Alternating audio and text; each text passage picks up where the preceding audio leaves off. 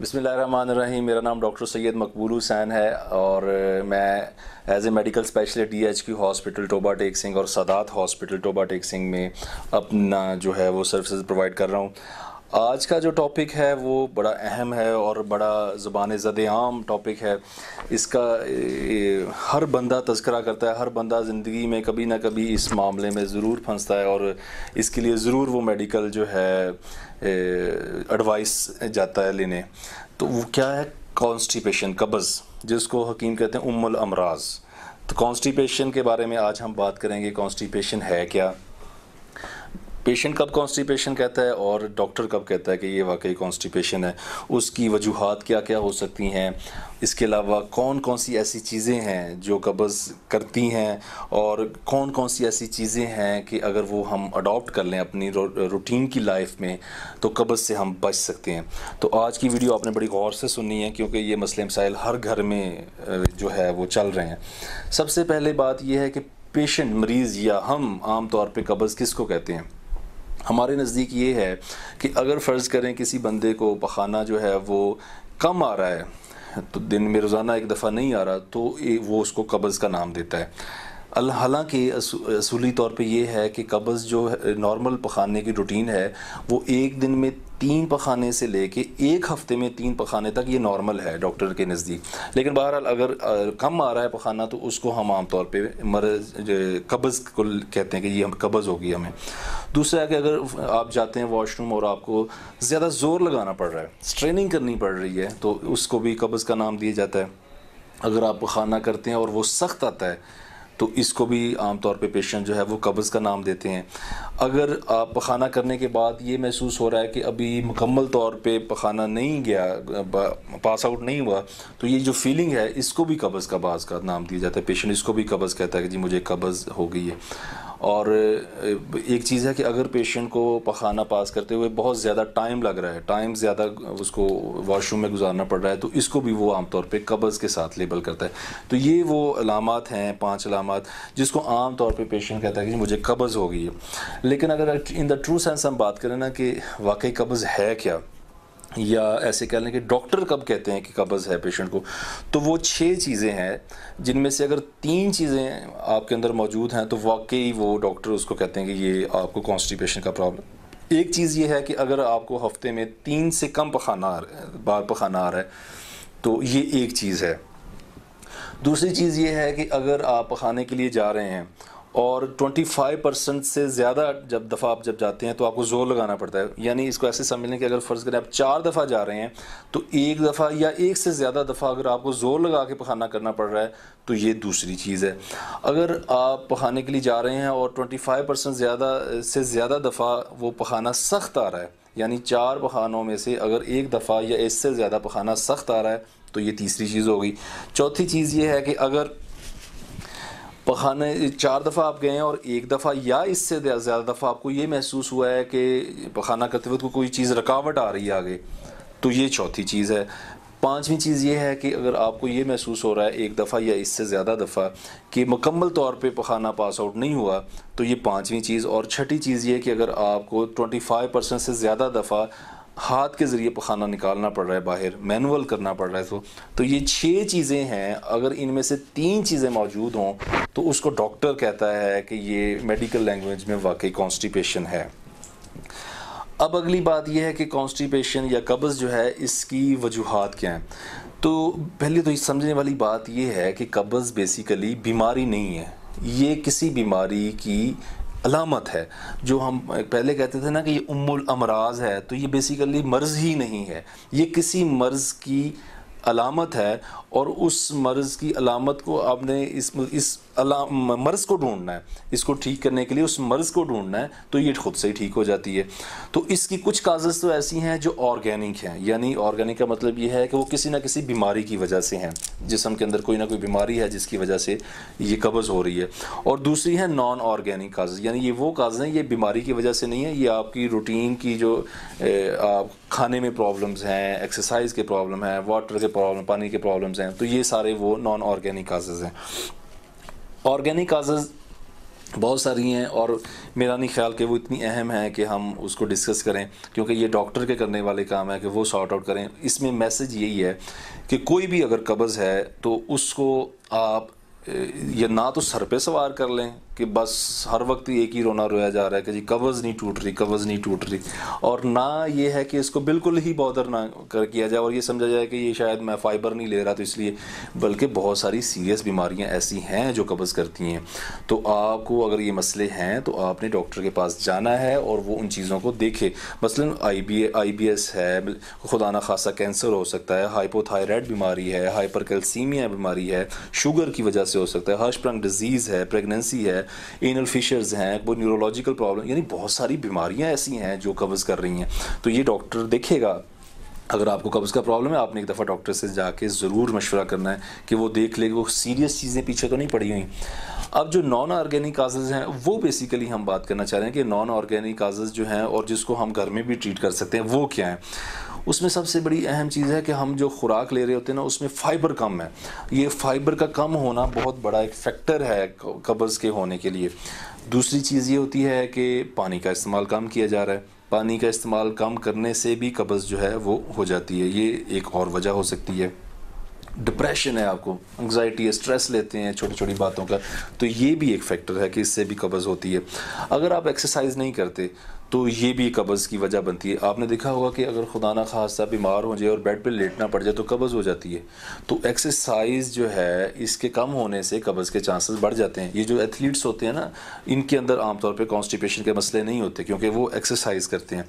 जो दूध है इसका ज़्यादा इस्तेमाल, इससे भी जो है वो कब्ज़ बढ़ती है। इसी तरह रेड मीट जो है उसके इस्तेमाल से कब्ज़ बढ़ती है। कुछ मेडिसिन ऐसी हैं कोई अगर आपकी रूटीन में वो शामिल हैं तो वो कब्ज़ करती हैं, जिसमें विटामिन डी है, आयरन है। इसके अलावा कुछ आप लेते हैं एंटासिड लेते हैं, एलुमिनियम जिनके अंदर होता है वो करते हैं, कैल्शियम चैनल ब्लॉकर्स देते हैं, और ये नींद की गोलियाँ होती हैं, ओपियाइड्स जो होते हैं, ये सारे कब्ज़ करते हैं। तो कोई भी अगर आप कब्ज़ का मसला है, आपने जब डॉक्टर के पास जाना है तो अपने आप बताना है कि आप कौन कौन सी मेडिसिन इस्तेमाल कर रहे हैं। अगली जो सबसे अहम बात हम करने जा रहे हैं वो ये है कि अगर खुदा ना खास्ता कब्ज़ है और वो आप डॉक्टर के पास गए और उसने कहा कि जी ये किसी बीमारी की वजह से नहीं है, ये नॉन ऑर्गेनिक काजेज़ हैं उस वजह से है, तो आपने उसको कैसे ठीक करना है। तो सबसे अहम बात जो मैंने पहले भी अर्ज़ किया वो है फ़ाइबर। फ़ाइबर आपकी खुराक में जितने ज़्यादा होंगे उतना ही आसानी से पखाना जो है स्टूल पास आउट होगा। तो इसमें असूल जो मोटी बात है याद रखने वो ये है कि जो भी आप खाना खा रहे हैं या जो भी आपको भूख लगी हुई है उसमें से 50% भूख आपकी फ़ाइबर से पूरी होनी चाहिए।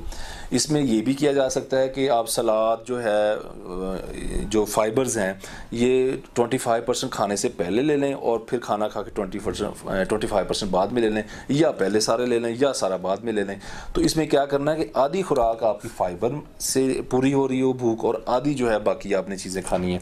तो इस फाइबर में फ्रूट्स शामिल हैं, सब्जियां शामिल हैं, इसबगोल का छिलका शामिल है, तुखमलंगा शामिल है। तो ये सारी चीज़ें जो हैं ये फाइबरस डाइट हैं और इनके इस्तेमाल से कब्ज़ जो है इसको ख़त्म करने में आसानी होती है। वाटर जो है, पानी जो है, पानी का इस्तेमाल अगर कम लेंगे तो उसको खाने को पास आउट होने में प्रॉब्लम्स होंगी।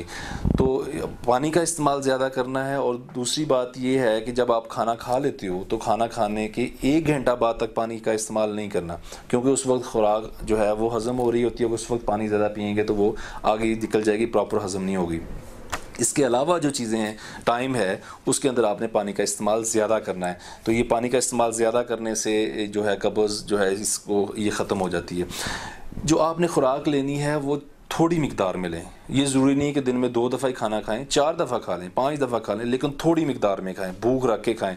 तो जब थोड़ी मिकदार में खाना खाएंगे तो वो आसानी से पास आउट होगा, कब्ज़ जो है उससे ठीक होगी। एक्सरसाइज का मैंने आपको पहले ही बता दिया कि एक्सरसाइज जो है वो आपने रेगुलर करनी है 30 मिनट्स के लिए डेली। उसमें बहुत अच्छी रूटीन ये है कि खाना खाने के बाद थोड़ी देर आप चहलकदमी कर लें, तो ये बड़ी इससे कब्ज़ जो है ख़त्म करने में आसानी होती है। इसके अलावा जो हमारा आंत है, बड़ी आंत है, उसके अंदर बैक्टीरिया होते हैं, कुछ बैक्टीरिया ऐसे हैं जो हार्मफुल हैं, कुछ बैक्टीरिया ऐसे होते हैं जो हमारे नॉर्मल रूटीन, जो नॉर्मल फंक्शनिंग है आंत की, उसके लिए ज़रूरी होते हैं। तो वो जो बेनिफिशियल बैक्टीरियाज़ हैं बाज़ वो कम हो जाते हैं, उसकी वजह से कब्ज़ हो जाती है।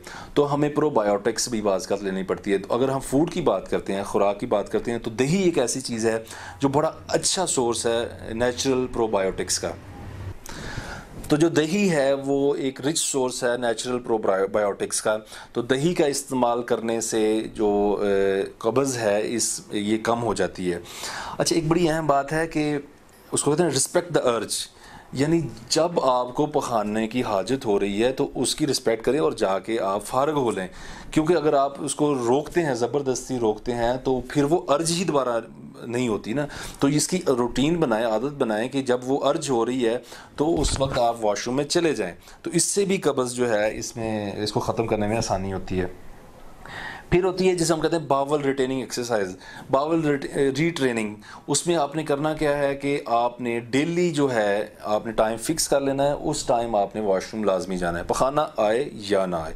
उसके लिए बेहतर ये है कि अगर आप 30 से 40 मिनट बाद सुबह खाने के 30 से 40 मिनट के बाद वॉशरूम जाएं और 10 मिनट के लिए वॉशरूम में रहें। और उस वॉशरूम में जब आप हैं 10 मिनट, तो उसमें आपने स्ट्रेनिंग नहीं करनी, ज़ोर नहीं लगाना, बस आप वॉशरूम में बैठें, कोशिश करें अगर आ रहा है ठीक। और ये बड़ा ग्रेजुअल प्रोसेस है, अगर आप इसको रूटीन का हिस्सा बना लें और डेली करते रहें तो इससे साइकोलॉजिकल इफ़ेक्ट्स के ज़रिए वो फिर उसमें कॉन्स्टिपेशन को रिलीव करने में आसानी होती है। डेली जो है फिक्स कर लें टाइम और रोज़ाना उस टाइम के लिए वॉशरूम में आप जाएं। इसके अलावा जो है वो है स्ट्रेस मैनेजमेंट। अगर आपको स्ट्रेस है, परेशानी है, तो उसको रिलीज़ करें। उसको रिलीज़ जैसे भी किया जा सकता है, दोस्तों के साथ शेयर करें, रिश्तेदारों के साथ शेयर करें, उन चीज़ों को अपने से दूर करें। साइकोलॉजिकल जो है सपोर्ट की ज़रूरत है तो साइकोलॉजिस्ट के पास जाएं, साइकेट्रिस्ट के पास जाएं। तो स्ट्रेस मैनेजमेंट से भी कॉन्स्टिपेशन जो है वो ठीक होती है। इसके अलावा है कि खुराक जो आप इस्तेमाल कर रहे हैं, कोशिश करें कि रोज़ाना उसका टाइम एक रखें। ये नहीं कि एक दिन आप जो है वो सुबह 9 बजे नाश्ता कर रहे हैं, दूसरे दिन आप 12 बजे कर रहे हैं, तीसरे दिन आप 6 बजे कर रहे हैं। तो ये चीज़ें अगर आप टाइम फिक्स रखेंगे तो इससे भी बावल मूवमेंट्स जो हैं वो नॉर्मल होती हैं, रेगुलर होती हैं, कॉन्स्टिपेशन रिलीव जो है उससे कमी आती है। सुबह उठ के निहार मुँह जो है वो कोशिश करें पानी पिया करें थोड़ा सा। सुबह निहार मुँह पानी पीने से भी कब्ज़ जो है उसमें कमी आती है।